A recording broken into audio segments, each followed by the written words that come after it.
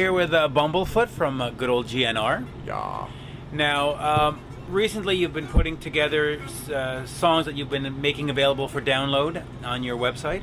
This is true, sir, yes. 7 so far. What are the plans?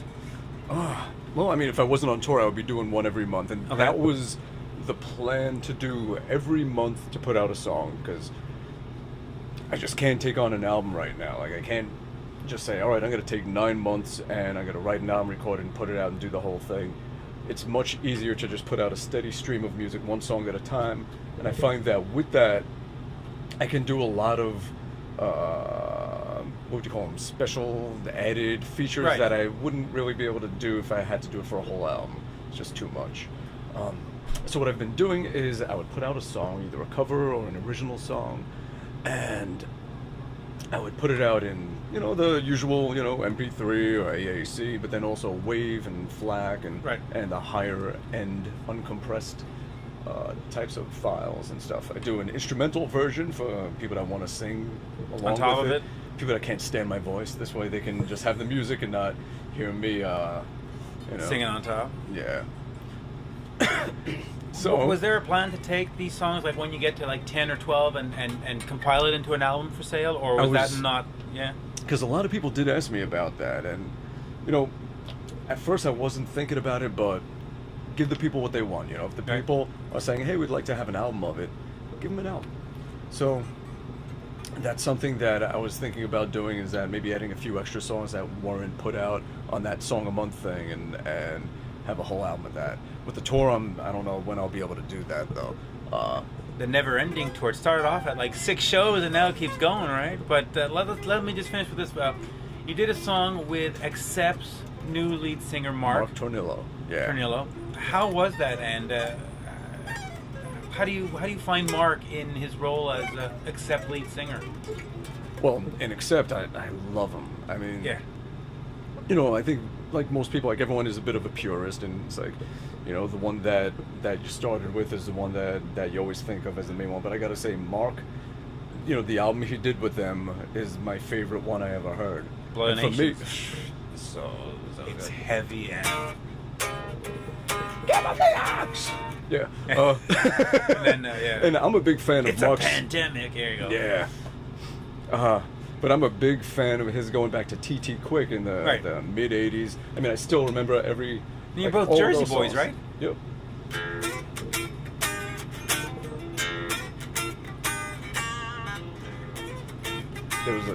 They had such great songs.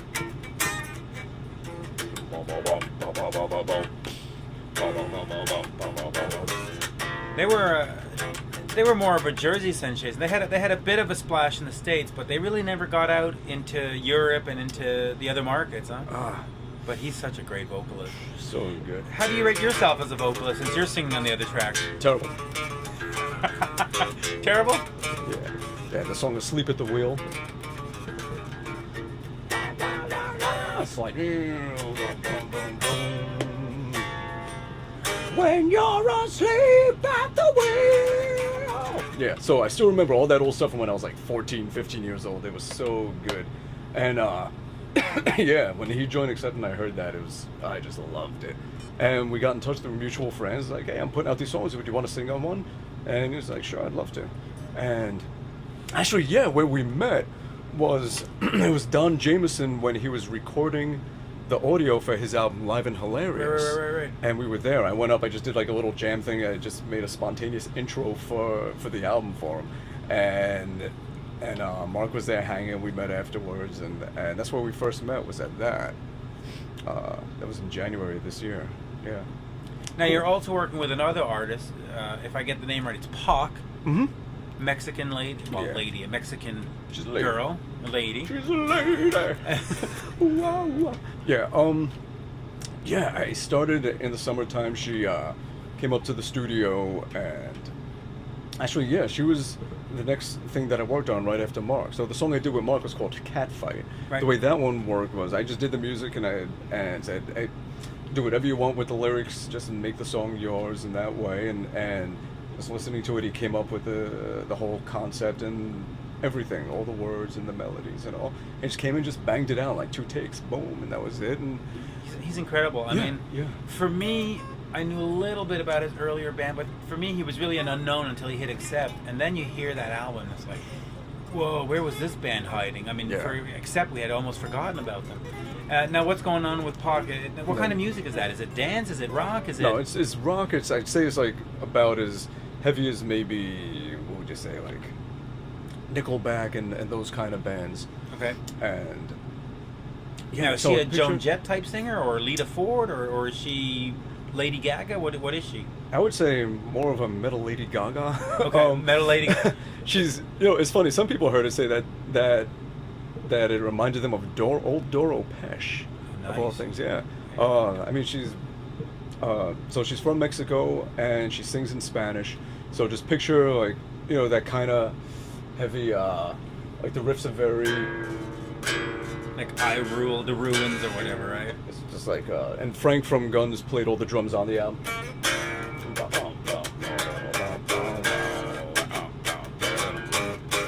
Like those kind of, boom, yeah. So it's like that kind of stuff. Like so it's hard rock with really good Spanish female-fronted vocals going on with it. And I did all the music. Frank Ferrer, Guns N' Roses. He did all the drums. Right. You produced it. Yeah. Did all the the engineering, the co-writing, the rewriting. The music parts, helping with the arrangements of everything, and the mixing and the mastering, and now I'm also taking on the whole thing from a management standpoint as well, and working on merch and the album art and getting everything ready to have it available by early next year. So.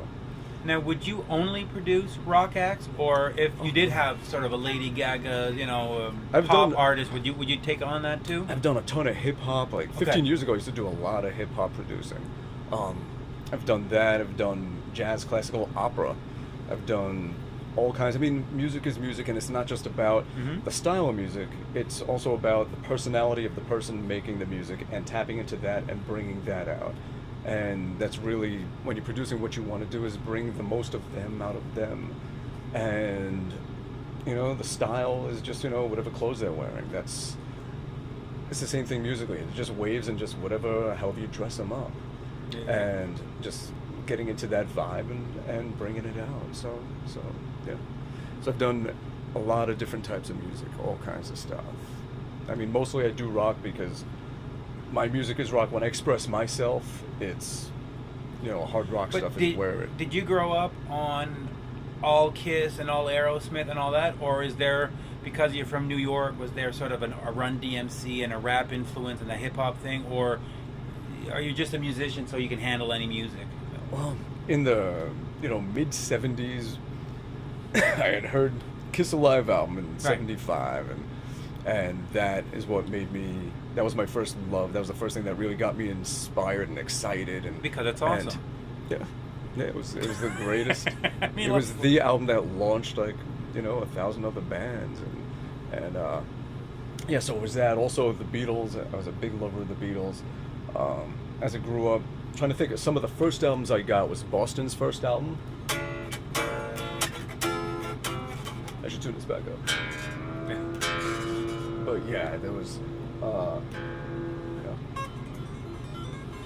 Might have to cover more than a feeling at some point, right?